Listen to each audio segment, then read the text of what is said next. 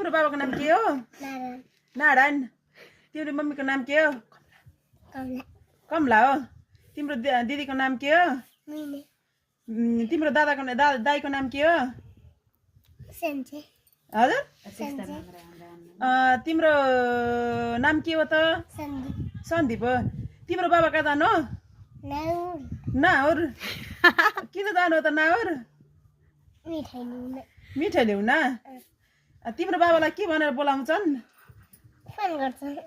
phone गर्छन् कति पढ्छौ शिशुमा तिम्रो बाबाले कति पढ्नुहुन्छ ए अनि तिम्रो मम्मीले कति पढ्नुहुन्छ दाइले दिदीले हो र 3 पढ्नुहुन्छ अनि तिम्रो बाबाको लागि पक्कै नारायण भन्छन् के अरे तिम्रो बाबा नाम नारायण